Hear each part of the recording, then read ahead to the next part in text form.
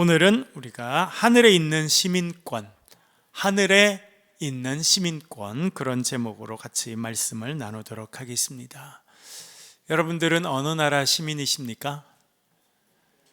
대한민국 시민이라는 것을 느낄 때가 있으십니까?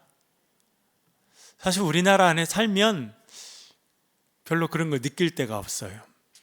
내가 대한민국 시민이구나, 그런 거를 특별히 우리가 느낄 때가 없습니다. 그런데 우리나라를 떠나서 다른 나라에 들어가면 우리가 여권이라고 하는 것을 가지고 가야 합니다. 여권에 보면 대한민국 Republic of Korea라고 딱 찍혀 있습니다. 그래서 우리가 외국에 가게 될 때 대한민국 국민이구나 하는 것을 느끼게 됩니다. 저도 미국에서 한 10년 정도 살았는데 미국 여권 앞에는 독수리가 찍혀 있어요. 그래서 사람들이 독수리 여권이다 이렇게 이야기하는데요. 미국으로 갈 때 우리는 외국인으로 줄을 서서 가게 됩니다. 그래서 미국에 들어가려고 그러면 얼마나 까다로운지 우리는 줄을 쫙 서가지고 이렇게 있는데 미국 시민권을 갖고 있는 사람들은요 쭉 서서 그냥 쑥쑥쑥 들어갑니다. 별 문제가 없어요. 쭉 들어갑니다. 그럴 때 우리 같은 비행기를 타고 열 몇 시간을 같이 날아왔지만 국적이 다르구나, 시민권이 다르구나 하는 것을 알게 됩니다. 반대로 이제 미국에서 한국으로 들어오면 한국 여권을 가지고 있는 사람들은 이쪽에 서고 다른 나라 사람들은 또 옆으로 씁니다. 이번에는 상황이 반대입니다. 우리나라 분들은 여권을 딱 뒤집어서 이렇게 기계 위에 한번 딱 올리면 바로 통과하게 됩니다. 그런 경험을 할 때마다 내가 대한민국 국민이구나, 나는 대한민국이라는 나라에 하나님께서 태어나게 하셔서 이 나라의 국민으로 살게 하셨구나 하는 것을 깨닫게 됩니다. 여러분, 시민권이 중요합니까? 중요하지 않습니까? 대단히 중요합니다. 이제 우리나라는 세계 10대 강국이 되었습니다. 지난주에도 말씀드렸습니다만 여러분, 우리나라 6.25 전쟁 직후에는 우리나라 1인당 국민소득이 70불 이쪽 저쪽이었습니다. 70불이면 지금 우리나라 돈으로 8만 원쯤 되는데요, 하루에 8만 원 번 게 아니라 1년에 8만 원을 벌었어요. 1년에 70불이면 8만 원이죠. 1년에 8만 원 벌었다는 거. 그러면 매달 얼마 벌었다는 겁니까? 매달 만 원도 못 벌었다는 거네요. 그렇죠?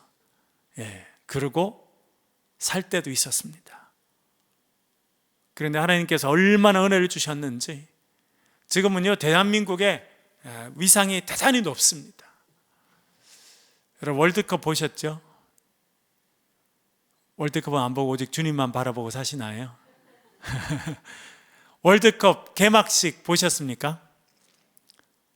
개막식 여러 이제 행사들이 있었습니다만 제일 하이라이트는 이제 월드컵의 주제가를 부르는 건데 누가 나와서 불렀을까요?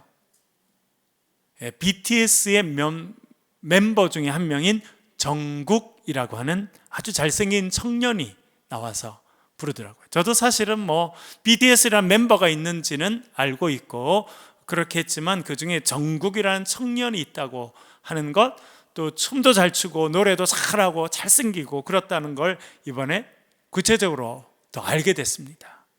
그러면서 생각을 하게 됐습니다. 카타르와 우리나라 무슨 관계가 있지? 여러분, 카타르와 우리나라 무슨 관계 있습니까? 거의 관계가 없어요. 그렇죠? 그런데 그 카타르라는 나라에서 전 세계인들이 즐기는 단일 종목으로는 가장 큰 축제가 축구 월드컵입니다. 올림픽보다도 훨씬 더 큰 이 스포츠 경기가 월드컵입니다. 월드컵 개막전은 수억 명의 사람들이 TV를 통해서 시청하게 됩니다. 그런데 제일 하이라이트인 주제곡은 대한민국의 정국이라는 사람이 부르는 것을 보았습니다. 우리는 아랍 지역에서 열리니까요, 아랍에 제일 잘 나가는 가수가 와서 부르든지, 안 그러면 유럽이랑 가까우니까 유럽의 어떤 가수나, 미국이 초강대국이니까 미국의 어떤 가수가 나올 수 있다, 이렇게 생각했는데 아주 멀리 떨어져 있는, 카타르와 별로 별 상관이 없어 보이는, 그것도 남북으로 허리가 잘려져 있는 이 남한에 있는 출신의 가수가 전 세계인들이 집중하는 그 무대의 메인 스테이지를, 가장 중요한 순서를 맡게 됐다는 것은 우리나라의 위치를 알려주는 것입니다. 그렇죠, 여러분? 저는 최근에는 이제 유럽에 가볼 기회가 없었었는데, 최근 몇 년 사이에 우리 교인 중에 어떤 분이 한 분이 지난번에 유럽에 갔다 오시더니 자기가 이렇게 지나갔는데 딴 나라 사람들이 어디서 왔냐 물어봐서 한국에서 왔다 그러니까 같이 사진 좀 찍을 수 있겠느냐 물어보더라는 거예요. 본인이 10년 전만 해도 유럽에 가면 그렇게 사진 찍자는 사람이 없었대요. 근데 지금은 한국에서 왔다 그러면 사진 찍자고 그런다는 거예요. 참 하나님께서 우리나라를 축복해 주셔서 참 영향력 있는 나라로 하나님께서 우리를 세워 주셨습니다. 그것은 우리가 대한민국의 국민으로 하나님께서 불러주신 것에 특별한 더 사명이 있다는 것을 깨닫게 됩니다. 그것은 무엇이냐면, 이제 우리나라의 위상이 그만큼 올라갔어요. 우리나라가 세계 최고 수준의 핸드폰과 자동차와 엄청나게 많은 부분들을 만들어내고 세상을 이끌어가는 위치에 있게 됐습니다. 너무나 감사하고 좋은 일이죠. 또 한편으로는요, 우리가 그만큼 역할을 많이 감당해야 된다라고 하는 생각을 하게 됩니다. 제가 그 대학 다닐 때 2학년 때부터 거의 매년 한 번 이상 해외에 나갔거든요. 왜냐하니까 제가 대학 1학년 때 기도했어요. 저는 거제도에서 태어나가지고 거제도에서 고등학교까지 나왔잖아요. 그리고 대학을 들어갔는데 제가 갑자기 제 마음에 어떤 기도가 나오냐면, 하나님, 저는 좀 억울해요, 이런 생각이 들더라고요. 그래서 제가 그 장신대 뒤에 아차산에 가서 기도했어요. 하나님, 왜 그런 기도를 했냐면, 한 번은 보니까 학교 그 큰 이렇게 게시판에 세계 전도가 이렇게 전 세계 지도가 적혀져 있고 이렇게 단기 선교를 갈 사람을 모집한다고 이렇게 광고가 붙었더라고요. 그래서 그 광고를 보니까 세계가 진짜 넓고 그중에 대한민국은 조그마한 나라더라고요. 그 대한민국 작은데 제가 태어난 섬을 찾아보니까 잘 표시도 안 돼 있더라고요. 그래서 제가 하나님께 기도했습니다. 아차산에 올라가서, 하나님, 세상은 이렇게 넓은데 저는 조그마한 섬에 태어나서 섬에서 고등학교까지 졸업했으니 저는 세상 넓은 것을 제 눈으로 보고 제 발로 밟을 수 있도록 은혜를 주세요. 제가 그렇게 기도를 했습니다. 여러분, 하나님은요, 우리가 드리는 푸념과 같은 기도도 들으신다고 하는 것을 저는 참 많이 경험했습니다.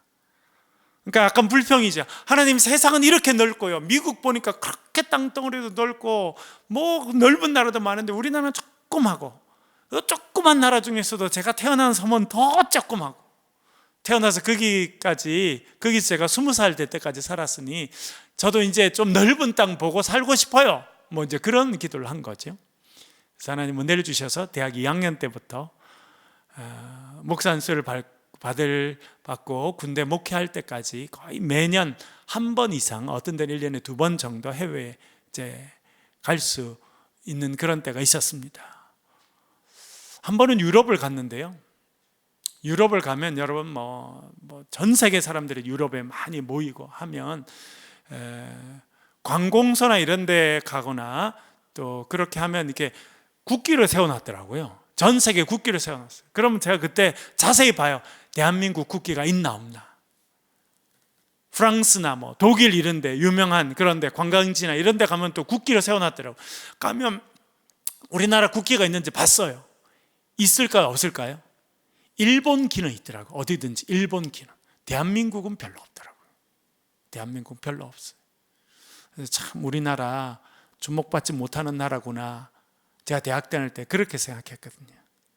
근데 지금은 우리나라 위상이 완전히 달라졌습니다. 이제는 대한민국 시민이라고 하면 어디든지 아 그렇습니까? 그렇게 말한다는 거예요. 제가 얼마 전에 지난 월요일 날 온라인으로 우리 지금 케냐에서 사역하시는 선교사님과 만났습니다. 그래서 에티오피아를 돕고 또 그 목회자들 돕는 어떤 그런 일들 같이 의논하기 위해서 여러 가지 일을 했는데 그 선교사님 뭐라 그러시냐면 저희들이 그래서 에티오피아 가면 무슨 준비를 해야 됩니까? 이런 콜레라나 그런 방역 주사를 맞고 가야 되느냐고 이런 코로나 그런 거 이렇게 다 백신 접종했다는 거 다 그런 증명서 갖고 가야 되냐니까 그 선교사님 뭐라는 줄 아세요? 선진국에서 오는 사람 필요 없어요. 그러신 거예요. 제가 깜짝 놀랐어요. 그러니까 그 나라 사람들은 대한민국을 어떤 나라라고 생각한다는 거예요? 선진국이다. 그래서 대한민국에서 오는 사람은 아무 증명서가 필요 없이 그냥 들어올 수 있다는 거예요. 우리는 여기 살면서 우리나라가 선진국이다 별로 생각 안 하고 살았지 않습니까? 그런데 우리 위치가 그래요. 그래서 한편으로는 또 우리가 더 많은 일들을 감당해야겠다. 왜? 우리가 대한민국의 국민이니까 그런 생각을 하게 됐습니다. 바울 당시에 가장 중요한 시민권이라고 불려지면 어떤 시민권을 이야기했겠습니까? 로마 시민권이었습니다. 그 당시 바울 당시는 로마에 살던 사람들이 대략 100만 명쯤 되었다고 생각됩니다. 100만 명쯤.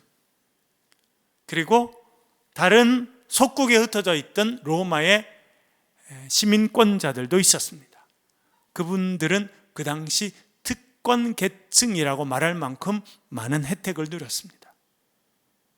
성경에도 보면 사도 바울이 날 때부터 시민권을 갖고 있습니다. 그가 예루살렘에 갔다가 붙잡혔습니다. 매질을 당합니다. 그랬더니 사도 바울이 말합니다. 내가 로마 시민권자인데 로마 시민인 나를 재판도 거치지 않고 매질하는 것이 가능하냐라고 말하니까 군인들이 엄청 긴장합니다. 야, 큰일 났다. 이 사람 유대인인 줄 알았더니 유대인이지만 이 사람이 로마 시민이라는데 재판을 거치지 않고 로마 시민을 이렇게 때렸으니 큰일 났다 생각하고 천부장에게 알려줍니다. 천부장을 만납니다. 대화하죠. 네가 로마 시민이냐? 천부장이 물어봅니다. 사도 바울이 그렇다. 그랬더니 언제부터 로마 시민이냐? 바울은 언제부터 로마 시민이라고 말합니까?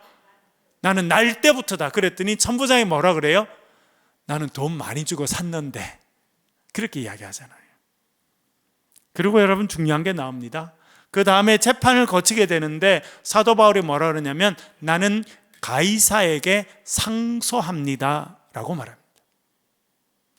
로마 시민권을 갖고 있는 사람은요, 그가 어디 있든지 억울하다고 생각되면 나는 로마의 황제인 가이사 앞에 가서 재판을 받겠습니다. 한마디 하면 그 사람을 어디 있든지 로마까지 데리고 가야 됐어요. 그게 법이에요. 지금처럼 비행기를 타고 갈 수 있는 것도 아니고 얼마나 로마까지 가기가 힘들었겠습니까? 그러나 그것이 그 당시 로마 시민권을 갖고 있는 사람들의 권리였어요. 나는 억울하다. 나는 로마의 황제 앞에 가서 나의 억울함을 이야기하겠다라고 이야기하면 그것이 끝이에요. 그 이야기를 들은 사람은 총독은 그 사람을 로마까지 보내줘야는 그런 모든 일들을 직접 해야 됐다는 거예요.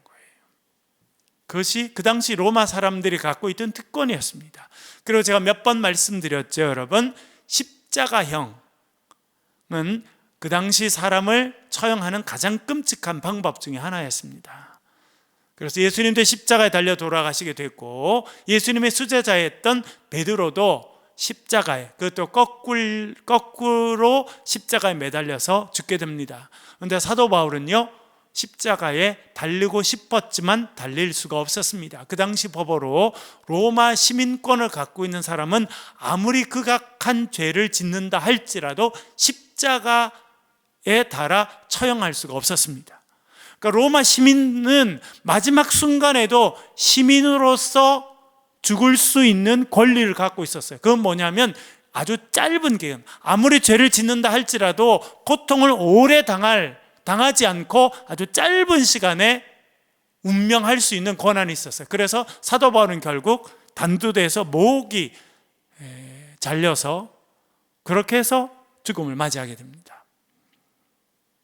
그것이 로마 시민권을 갖고 있는 사람들의 권리였습니다. 그것이 법적으로 보장되어 있고 문화적으로 보장되어 있었습니다. 그런데 그 시민권을 갖고 있었던, 로마 시민권을 갖고 있었던 사도 바울에게는요, 로마 시민권보다 더 중요한 시민권이 있었습니다. 그것을 오늘 본문에서 그가 강조하고 있습니다. 먼저 그 시민권을 이야기하기 전에 이런 이야기를 하고 있는데요, 땅의 일을 생각하는 사람들에 대해서 말합니다. 우리 빌립보서 3장 18절 19절 한번 읽어보겠습니다. 빌립보서 3장 18절 19절 같이 읽겠습니다. 시작. 내가 여러 번 너희에게 말하였거니와 이제도 눈물을 흘리며 말하노니 그리스도의 십자가의 원수로 행하느니라. 그들의 마침은 멸망이요 그들의 신은 배요 그 영광은 그들의 부끄러움에 있고 땅의 일을 생각하는 자라. 아멘. 사도 바울이 참 안타까운 마음으로 그들에게 호소하는 일이 있었습니다. 이렇게 말하죠. 내가 여러 번 너희에게 말하였거니와, 이 말은 그가 사도 바울이 만났을 때, 그들을 만났을 때 미리 이야기했다는 것입니다. 여러 번 이야기했었는데, 그리고 그가 그 전에 또 그 길을 스쳐 지나갈 때 여러 번 이야기했다는 것입니다. 그런데 이제도 눈물을 흘리며 말하노니, 사도 바울이요, 얼마나 마음이 간절한지 내가 눈물로 너희들에게 호소한다라고 말해주고 있습니다. 여러분, 눈물로 호소한다라고 하는 것은 거의 마지막 한 사람이 할 수 있는 최선의 모습으로 부탁할 때 눈물로 호소하는 것입니다. 법정 같은 데 가게 되면 눈물로 호소하는 사람들이 있죠. 그렇죠? 예. 그거는 정말 진심으로 내 마음속 깊이에서 나오는 그런 진심으로 한다라고 하는 뜻이 눈물로 호소하는 것입니다. 사도 바울도 그렇게 말합니다. 그런데 뭘 호소한다고 말하고 있습니까? 여러 사람들이 그리스도의 십자가의 원수로 행하느니라. 그리스도의 십자가의 원수다라고 표현해 주고 있습니다. 예수 그리스도의 십자가의 일꾼도 아니고 예수 그리스도의 십자가의 친구도 아니고 그리스도의 십자가의 원수로 행하는 사람이 있었다, 그렇게 말해주고 있습니다. 그 사람들이 누구입니까? 그 다음 19절에 이렇게 표현하는 사람들을 그는 십자가의 원수로 행하는 사람들이다, 그렇게 말해주고 있습니다. 그들의 마침은 멸망이다 라고 말합니다. 여러분, 마지막이 멸망인 사람들은 누구입니까? 예수 그리스도의 십자가를 따라가는 사람들은 그 마지막이 무엇으로 결론되게 되어 있습니까? 영생이죠. 영생. 예수 그리스도의 십자가를 따라가는 사람들은 이 땅에서 고난받을 수 있습니다. 십자가에 달리는 고통을 받을 수 있지만 결국은 예수 그리스도의 부활 생명에 참여하는 생명으로, 영원한 생명, 영생으로 그의 인생이 마무리되게 되어 있습니다. 그러나 십자가의 원수로 살아간 사람들은 이 땅에서는 신앙생활 하는 것 같고 종교생활 하는 것 같아 보이지만 결국 그 마지막은 무엇으로 정리된다는 것입니까? 멸망, 죽음이라는 거예요. 지옥에 던져지는 인생이 된다는 것입니다. 사도 바울이 그리스도의 십자가의 원수의 마지막은 멸망이다, 그렇게 말하고 있습니다. 또한 그들의 신을 이야기하는데요, 그들의 신은 뭐라는 겁니까? 배다, 그렇게 말합니다. 그들의 신이라고 이야기했습니다. 그들의 신. 여러분, 여기서 그들이라고 하는 사람이 누구인지 여러 학자들이 여러 가지 의견을 냈습니다만, 사도 바울이 여기서 그리스도의 십자가의 원수라고 말하는 사람들을 여기서 그들이라고 말하는데, 안타깝게도 그들은 예수를 안 믿는 사람이거나 교회에 전혀 관계하지 않는 사람이 아니라는 거예요. 예수의 십자가의 복음을 들었던 사람 중에 지금 현재 빌립보에서 신앙생활을 하고 있든지 혹은 전에 신앙생활을 같이 했던 사람들 중에 그리스도의 십자가의 원수들이 있다는 것입니다. 그래서 그리스도의 십자가의 원수다. 여러분, 그리스도의 십자가도 몰랐으면 그런 표현을 쓰지 않았을 것 같은데, 그리스도의 십자가의 복음도 듣고 때때로는 거기에 또 동참하고 때때로 나도 그리스도의 십자가를 따라가는 자다라고 주장했던 사람들이라고 생각이 됩니다. 그런데 어느 순간 예수 그리스도의 십자가를 버린 거예요. 십자가의 길을 걸어가기를 거부하고 다른 길을 걸어가는 것입니다. 그래서 그들의 멸망은, 그들의 마지막은 멸망, 지옥이라는 것입니다. 그리고 그들의 신은 누구라는 겁니까? 배다. 어떤 의미일까요? 배불리는 것에만 관심이 있다는 겁니다. 자기의 욕심을 채우는 것에만 관심이 있다는 겁니다. 겉으로는 신앙생활을 하는 것 같고, 겉으로는 종교생활을 하는 것 같고, 겉으로는 하나님을 위해 사는 것 같지만 실제로는 뭘 위해 살아간다는 것입니까? 자기의 욕심을 위해서, 자기의 욕망을 위해서 살아가는 것이다, 그렇게 말해주고 있습니다. 참 두려운 일입니다. 겉으로는 신앙인이에요. 겉으로는 하나님의 영광을 이야기하지만 실제로는 뭘 추구하며 살아간다는 것입니까? 자신의 욕망을 채우는 일을 위해 살아간다는 것입니다. 자기의 배를 채우는 일을 위해서 살아가는 사람들이 있다, 그렇게 말하고 있습니다. 그들을 그리스도의 십자가의 원수들이다, 그렇게 이야기하고 있습니다. 그 영광은 그들의 부끄러움에 있다, 그렇게 말합니다. 좀 해석하기 어려운 부분인데, 그들이 영광스럽게 생각하는 것은 뭐예요? 세상의 영광이라는 거예요. 다시 말하면 그들의 영광은 부끄러움에 있다, 그렇게 말했는데, 여러분, 그 당시에 많은 사람들이 부끄럽게 생각하는 게 있었습니다. 특별히 고린도전서 1장에 보면 사람들이 부끄러워하는 것이 있었습니다. 그것이 뭐였을까요? 십자가에 달린 예수 그리스도는 부끄러움이었습니다. 내가 복음을 부끄러워하지 아니하노니, 사도 바울도 그렇게 말하죠. 내가 복음을 부끄러워하지 않는다. 복음이 무엇입니까? 십자가에 달린 예수 그리스도의 소식인데 어떤 사람은 그것을 부끄러워했다는 것입니다. 예수 그리스도를 믿는 것을 부끄러워하고 십자가에 달린 예수를 따라가는 그 삶을 부끄러워하는 사람들이 있었다라고 하는 것입니다. 그래서 그리스도의 십자가의 원수들은 예수 그리스도를 거절하는 것으로 그들의 영광을 삼는 사람들이었다, 사도 바울이 그렇게 말해주고 있는 것입니다. 이 사람들을 한마디로 그가 이렇게 정의합니다. 그 사람들은 어떤 사람들이라는 겁니까? 땅의 일을 생각하는 자들이다. 사도 바울이 지금 앞에서 이야기하고 있는 쭉 그것들을 한마디로 정리하는 거예요.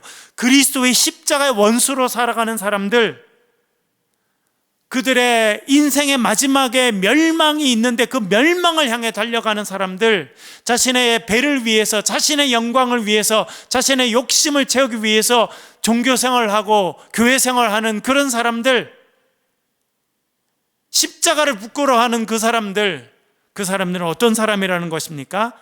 땅의 일을 생각하는 자라, 그렇게 말해주고 있습니다. 그들의 관심은 땅에 있다는 거예요.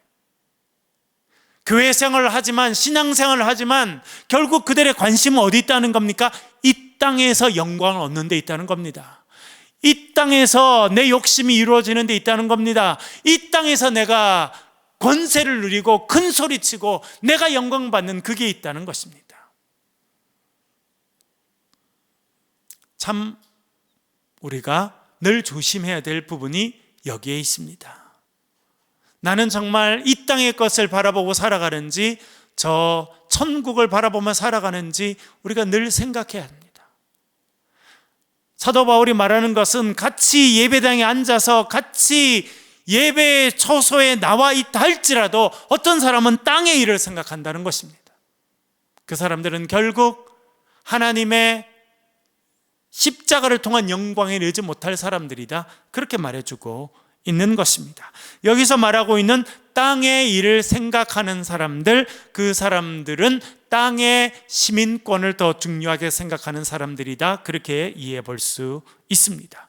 그래서 겉으로는 신앙생활을 하는 것 같고 겉으로는 예수를 추구하는 것 같지만 실제로 삶을 보면 모든 세상 사람들이 하는 것과 똑같이 살아가는 사람들, 그 사람들을 땅의 일을 생각하는 사람들이다, 그렇게 말하고 있습니다.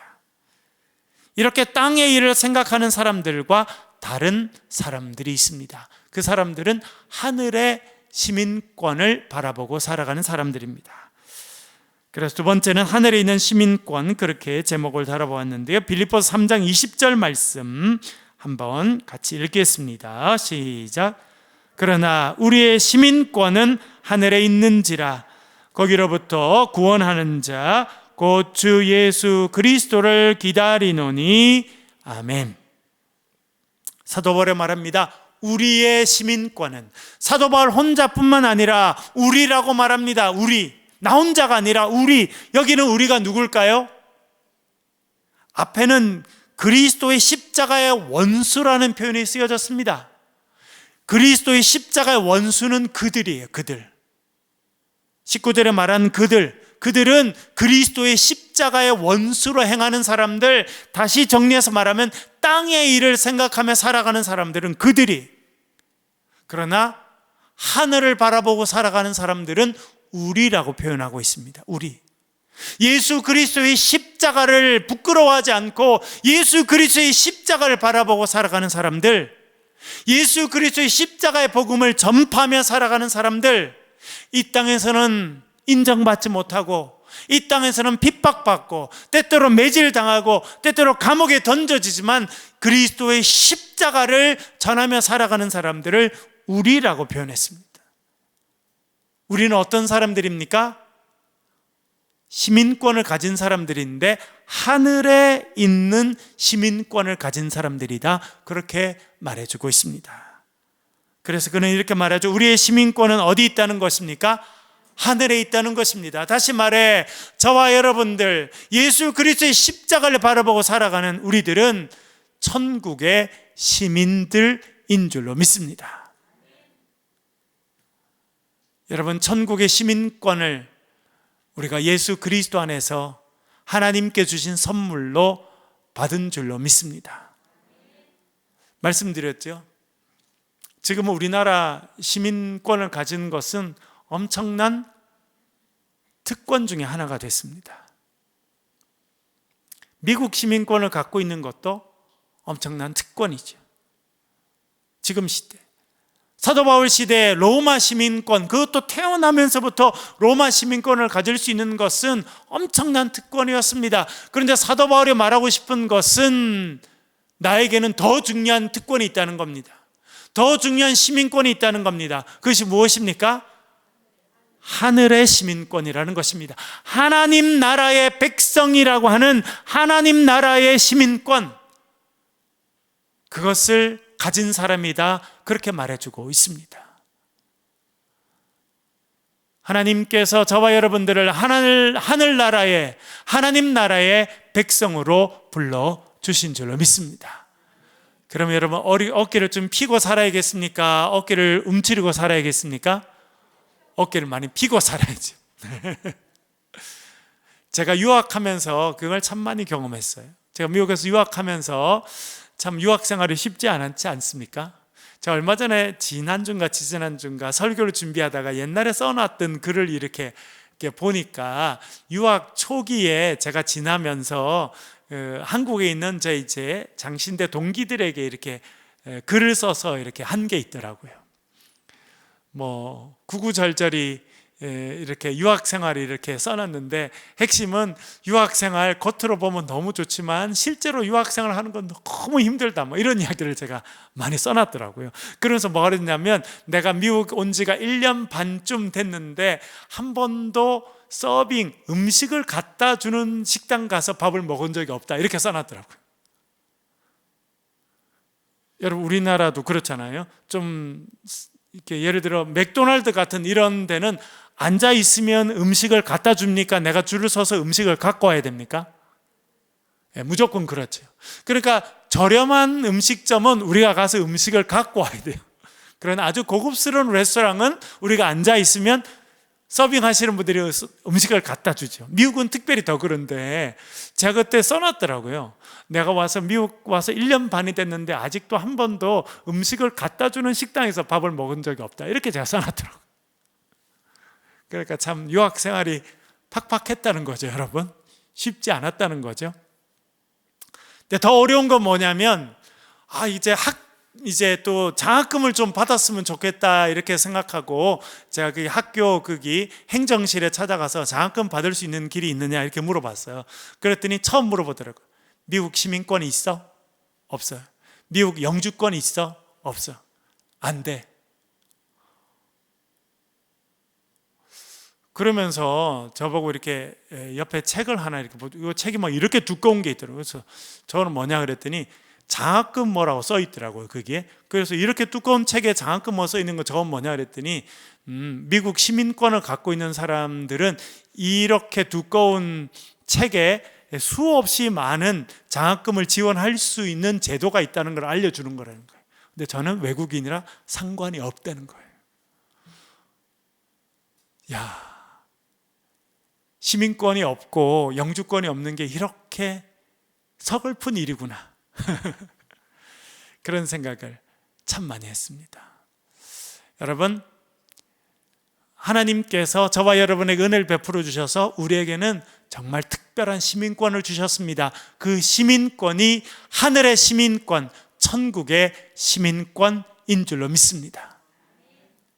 여러분, 그러니까요, 어디 가셔서 사람 만나시더라도 뭐 너무 큰 소리는 칠 필요가 없습니다만 마음으로는 나는 천국의 시민권을 가진 사람이야. 여러분, 그렇게 어깨를 펴고 살아가실 수 있기를 바랍니다.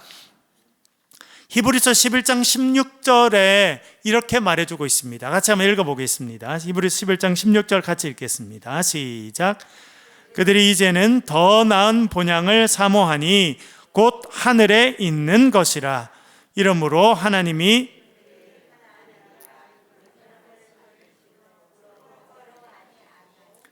그들을 위하여 한 성을 예비하셨느니라. 아멘. 여러분, 사도 바울의 고백을 또 이어받은 사람 중에 한 명이 히브리서를 적은 기자인데요, 이렇게 말합니다. 이제 더 나은 본향을 사모하니 곧 하늘에 있는 것이라 말하고 있습니다. 여러분, 이 땅에 고향이 있으시죠? 저도 고향이 있습니다. 때때로 고향 생각날 때도 있습니다. 우리가 태어난 곳이 고향이죠. 고향이 그리울 때가 있습니다. 그러나 우리에게는 훨씬 더 중요한, 우리가 언젠가 돌아가야 될 본향, 원래적인 고향, 돌아가야 될 곳이 있다는 것입니다. 그것이 어디 있다고 말합니까? 곧 하늘에 있는 것이다. 그러니까 우리는 이 땅에 살고 있지만 원래 우리는 어디에 있는 사람들이라는 겁니까? 하늘에 있던 하나님의 백성으로 사는 사람들, 그리고 이 땅에서의 사명이 끝마치고 이 땅에서의 인생의 여정, 달려갈 경주가 끝마치게 되면 결국 우리의 영원한 본향으로 돌아가야 될 순례자들이다, 그렇게 말해주고 있습니다. 그래서 여러분, 장례식장에 가면 그분이 어떤 종교를 갖고 있고 어떤 신앙생활을 하고 있었는지 알게 됩니다. 유교는, 저는 유교 관련돼서는 잘 경험이 많지 않은데, 한 번은 제가 어릴 때 신앙생활했던 교회의 담임 목사님께서 상당히 젊은 나이에 돌아가셨습니다. 그 목사님의 큰아들이 저보다 한 살이 적은데, 그 후배가 대학생일 때 아버님이 소천하셨어요. 제가 어릴 때 신앙생활할 때 그 담임 목사님의 설교도 듣고 그분이 저를 참 많이 사랑해 주셨는데, 그래서 저도 장례식에 참여해서 아주 긴 시간 같이 있었습니다. 근데 어떤 분이 오시더니, 제 후배죠, 그러니까 그 목사님의 큰아들인데 되게 뭐라 그러시더라고요. 울지 않는다고. 아버지가 돌아가셨는데 어떻게 울지 않느냐고 그런 이야기를 하셔서 저는 깜짝 놀랐어요. 아마 유교적인 데서는 곡을 해야 되는가 봅니다. 아이고 아이고 이렇게. 여러분 보셨죠? 그런데 예, 쌩쌩하다가도 누가 오면 갑자기 아이고 아이고 이렇게. 옛날에는 너무 힘드니까 그 전문적으로 곡하는 사람을 사기도 했던 그런 문화가 있었다는 걸 알게 됩니다. 그래서 제가 그때 짧은 기회에 알게 된 거예요. 유교에서는 부모님이 돌아가시면 자식은 무조건 불효자예요. 그래서 울어야 되는 게 아닌가, 그런 생각을 그때 했습니다. 그런데요, 여러분, 우리는 어떤 분이 신실하게 주님의 백성으로 살다가 돌아가시게 됩니다. 너무나 슬픈 일이지만 우리는 뭐라고 이야기합니까? 천국 환송 예배라, 그렇게 말합니다. 천국으로 가신 것을 환영해서 보낸다는 겁니다. 축하해서 보낸다는 겁니다. 그리고 말하죠, 우리가 다시 만날 것입니다. 다시 만납시다. 눈물도 없고 슬픔도 없고 헤어짐도 없고 고통도 없는 영원한 그 나라에서 우리는 다시 만날 것입니다. 왜냐하면 우리 모두가 가야 될 영원한 본향이 천국이기 때문이다 라고 말하기 때문입니다. 그래서요, 장례식 때 보면 너무 많이 다르더라고요. 여러분, 저와 여러분이 돌아가야 될 영원한 본향이 천국이라고 하는 것을 기억하며 살아가실 수 있기를 간절히 바랍니다. 이 땅이 마지막이 아니에요. 땅을 바라보고 사는 사람들, 땅에 마음이 있는 사람들은요, 이 땅이 마지막으로 생각합니다. 그러나 천국의 시민권을 갖고 있는 사람들은 결국 우리가 돌아가야 될 우리의 영원한 나라 본향은 천국이라고 하는 것을 기억하고 천국을 바라보고 살아가는 것입니다. 그들을 위하여 한 성을 예비하였다, 그렇게 말하죠. 저와 여러분을 위해서 하나님께서 영원한 본향에 우리가 거할 처소를 마련해 두셨다라고 말씀하는 것입니다. 그래서 우리는 어떻게 살아가야 되느냐? 빌립보서 3장 21절 이렇게 말합니다. 읽어보겠습니다. 3장 21절 읽겠습니다. 시작. 그는 만물을 자기에게 복종하게 하실 수 있는 자의 역사로 우리의 낮은 몸을 자기 영광의 몸의 형체와 같이 변하게 하시리라. 아멘. 중요한 표현이 나오는데요, 신학적으로 대단히 중요한 부분입니다. 우리의 낮은 몸을 자기의 영광의 몸의 형체와 같이 변하게 하시리라. 이것이 우리가 마지막 때에 우리에게 일어날 마지막 변화입니다. 사실은 이 부분을 가장 구체적으로 말하고 있는 것은 고린도전서 15장입니다. 나팔이 울리리라. 그렇죠? 핸델의 메시아도 보면 나오잖아요. The trumpet shall sound. 나팔이 울리리라. 그때는 어떻게 된다는 겁니까? 우리 모두가 다 변화하리라. 우리의 썩을 육체가 썩지 아니할 부활의 몸을 입게 될 것이다. 그렇게 사도 바울이 고린도전서 15장에서 말해주고 있습니다. 여러분, 우리가 지금 입고 있는 이 육체는 썩어질 것입니다. 땅으로 돌아갈 거예요.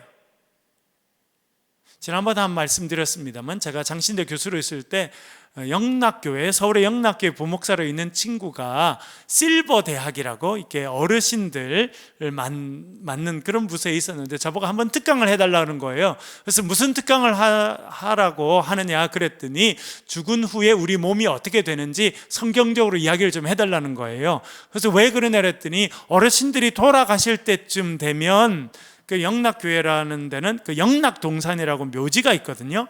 다 묘지에 묻히고 싶어 하신다는 거예요. 화장을 원치 않는다는 거예요. 그래도 왜 그랬더니 다음에 부활 때 내 몸이 화장돼서 없어지면 어떻게 하냐, 그래서 나는 매장을 선택하겠다. 그래서 많은 분들이 매장을 선택하는데 이제 그 넓은 그 교회 갖고 있는 공원묘지 거기가 거의 다 찼다는 겁니다. 그리고 나라 정책도 그렇기 때문에 매장을 하는 것이나 화장을 하는 것이나 다음에 부활할 때 별 차이가 없다 라고 하는 것이 성경적인지 아닌지를 알려달라는 겁니다.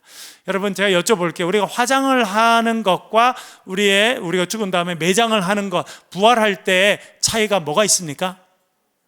아무 차이가 없습니다. 왜요? 우리가 지금 입고 있는 이 육체를 가지고 우리가 부활하는 게 아니에요. 부활 때는 하나님께서 이 육체, 썩어질 육체가 아니라 썩지 아니할 영광의 부활체를 새로 허락하신다니까요. 그래서 이 육체가 매장이 되든 화장이 되든 아무 상관이 없습니다. 오늘 본문에서도 이야기하지 않습니까? 우리의 낮은 몸이 자기의 영광의 몸의 형체와 같이 변화하게 될 것이다. 하나님의 때에 우리의, 여기서 말하는 것은 우리가 지금 입고 있는 이 육체가 아니라 하나님께서 우리에게 허락하실 그 영광의 몸, 부활의 몸을 말하고 있는 것입니다. 예수님께서요, 그것을 잠시 보여주십니다. 마태복음 17장 1절 2절 한번 읽어볼게요. 같이 읽겠습니다. 시작. 여세 후에 예수께서 베드로와 야고보와 그의 형제 요한을 데리시고 따로 높은 산에 올라가셨더니 그들 앞에서 변형되사 그 얼굴이 해같이 빛나며 옷이 빛과 같이 휘어졌더라. 아멘. 여기서 변형되셨다라고 말하고 있습니다. 그래서 이 산을 변화산이라고 말하죠. 예수님께서 변화되셨으니까. 그때의 모습은 얼굴이 해같이 빛나게 되었고 옷이 빛과 같이 휘어졌다, 그렇게 말해주고 있습니다. 그것은 예수님께서 이제 죽으신 후에 부활하셔서 부활의 영광을 얻으셨을 때 어떤 모습이 되실지를 잠깐 제자들에게 보여주신 거예요. 우리는 이 땅에서 그런 모습을 가질 수 없습니다. 그러나 이 세상의 마지막 때에 저와 여러분, 우리 모두도 예수님이 변화되신 것처럼 얼굴이 해같이 빛나게 되고 옷이 빛과 같이 변화되는 그런 영광의 몸을 입게 될 줄로 믿습니다. 그 희망을 가지고 살아가는 거예요. 이 땅에서 죽어서 썩어질 이 땅을 바라보고 이 땅이 마지막이라고 생각하는 그 사람들은요, 그리스도의 십자가의 원수로 살아가는 사람들이 될 수 있다는 것을 사도 바울이 말합니다. 우리의 시민권은 천국에 있다는 걸 기억하시고 언젠가 하나님이 허락하실 그 부활의 영광을 바라보며 살아가는 저와 여러분 되실 수 있기를 주의 이름으로 간절히 축원합니다. 우리 한번 기도하겠습니다. 기도하실 때 하나님, 우리가 저 천국을 바라보며 천국을 소망하며 살아가는 인생이 되게 도와주십시오. 기도해 주시길 바랍니다. 그래서 정말 하나님의 하늘나라의 소망을 두고 하나님 기뻐하시는 일들을 감당하는 우리 교회, 우리 가정, 우리 모두가 되게 도와주옵소서. 소리를 통성으로 같이 한번 기도하겠습니다. 아버지 하나님,